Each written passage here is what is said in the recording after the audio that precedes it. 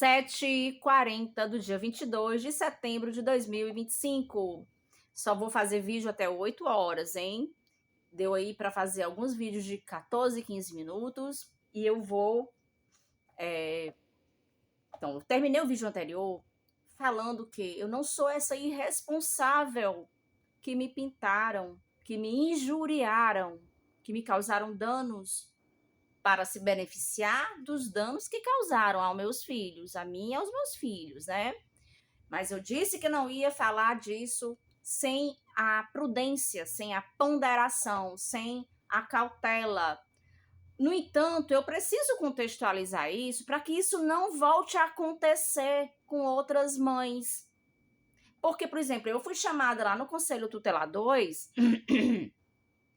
por conta de uma denunciação caluniosa de que eu estava fazendo programa lá no Fórum Clóvis Bevilacqua, um esquema todo armado. Um esquema todo armado para me prejudicar, e prejudicaram. Porque a conselheira tutelar e a psicóloga entraram no processo. Entraram no processo para parcialmente,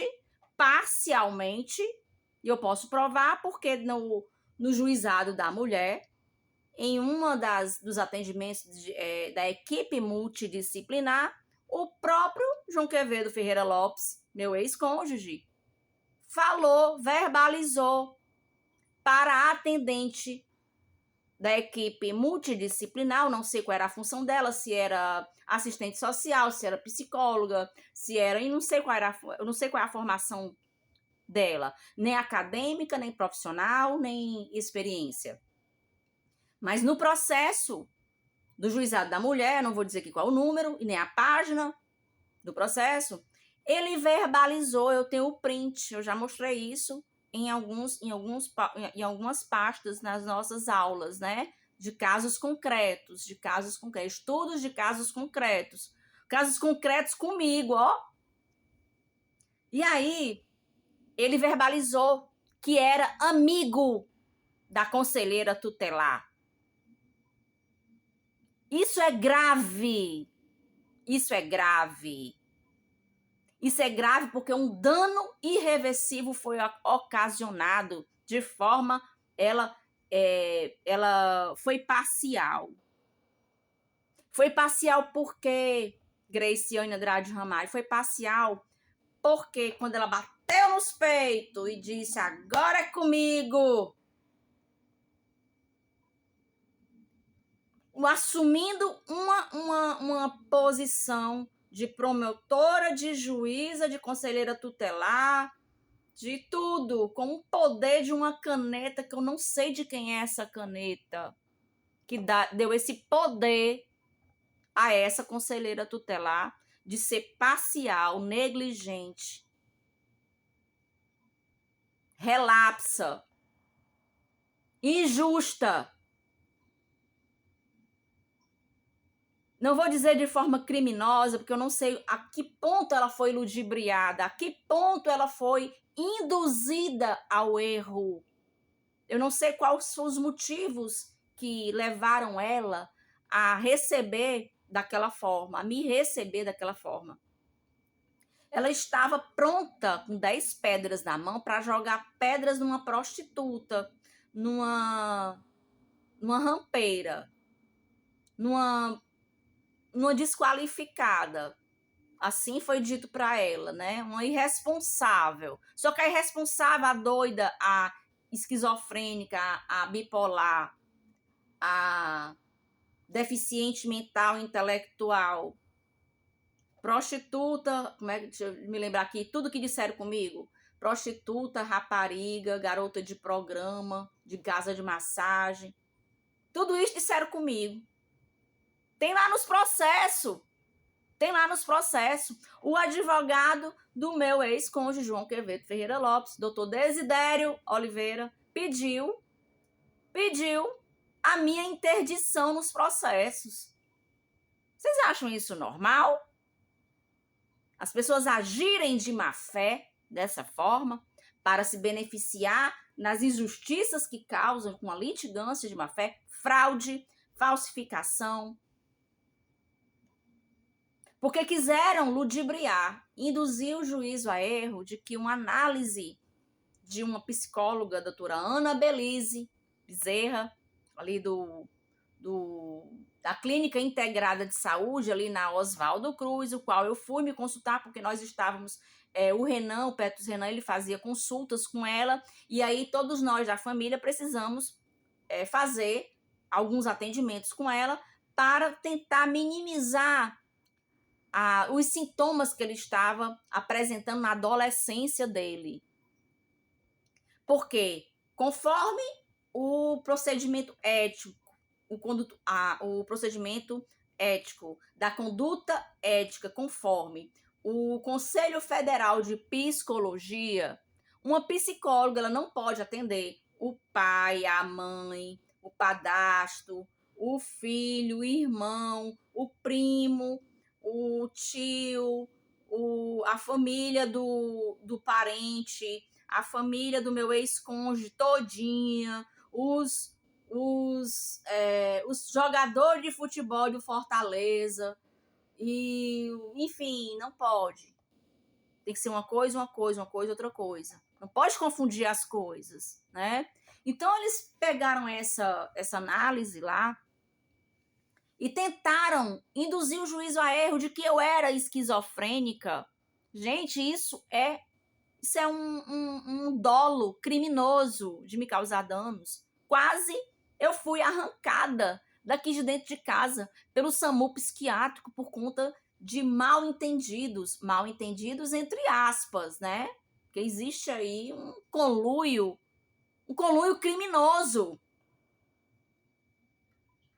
Eu quase fui arrancado aqui de casa pela polícia, porque em outro processo oportunista tinha lá um processo me investigando, sabe-se lá por quê, de forma oportunista,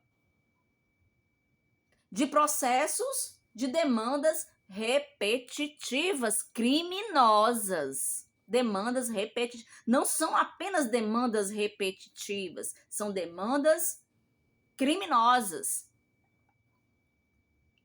Então, dentro do processo, ele mesmo disse, com as palavras dele, lá verbalizou, tá lá no atendimento, tá lá no processo, de que ele disse que era amigo da conselheira tutelar que entrou parcialmente no processo de forma parcial contra mim. A mãe, que sempre 24 horas estive comprometida com o desenvolvimento intelectual, físico, cognitivo, espiritual, mental, emocional, afetivo dos meus filhos. E hei de ser comprometido, dedicado a minha vida inteira, até além da vida. 8 minutos. Então, eu quero dizer para vocês que fake news, fofocas, podem ocasionar prejuízos, danos irreversíveis, desproporcionais.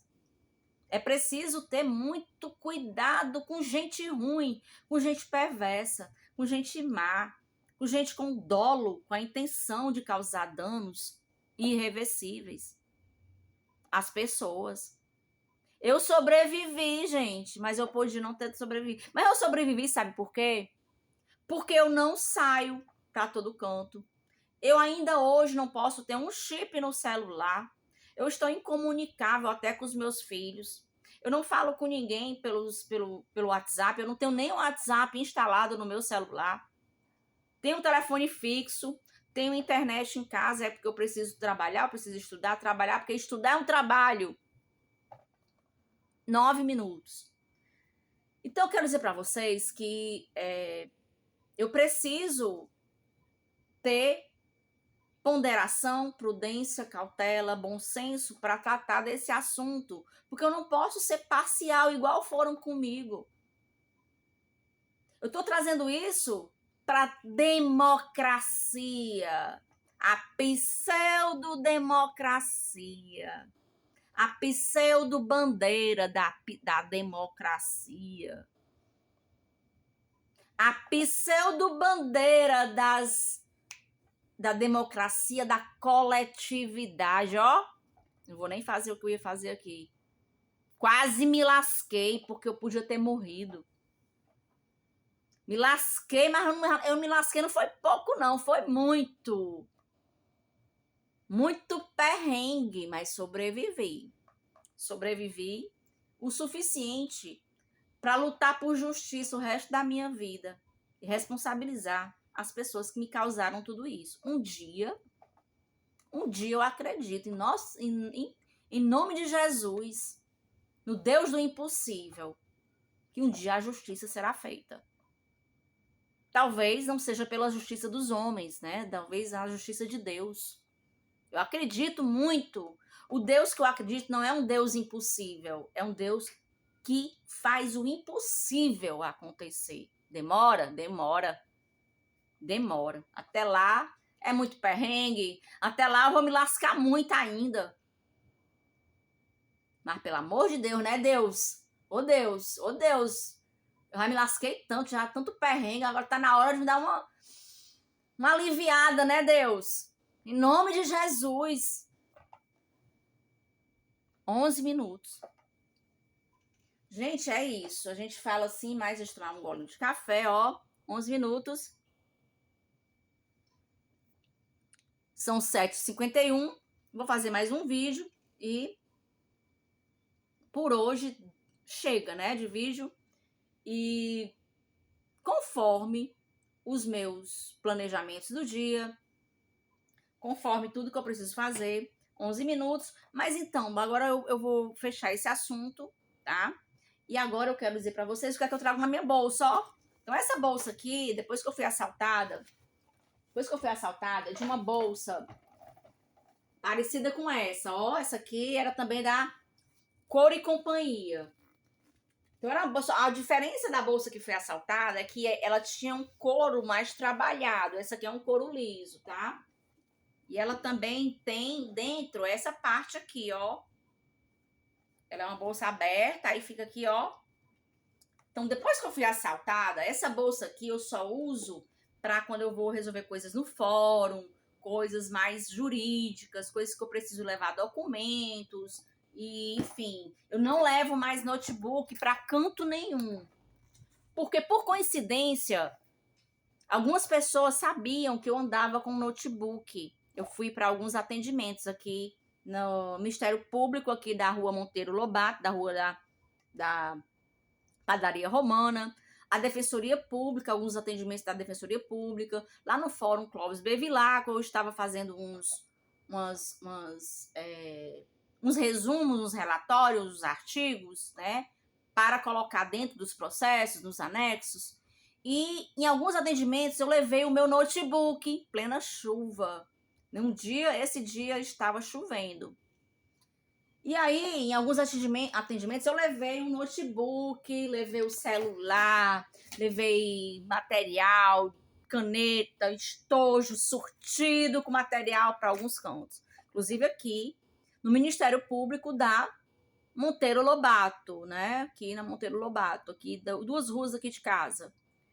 E na Defensoria Pública, na Cível, foi na Cível. Eu fui no atendimento na Cível, no Fórum Clóvis Bevilacqua.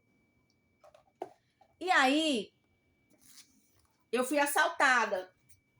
Eu também estava fazendo nessa época o voluntariado do Olhares e Saberes das constelações sistêmicas da Vara de Penas Alternativa no Fórum Clóvis Bevilacqua. Estava nessa época também fazendo a especialização de mediação e práticas sistêmicas restaurativas no curso Sentido Único, lá no Papicu, dia de sábado, o dia todo.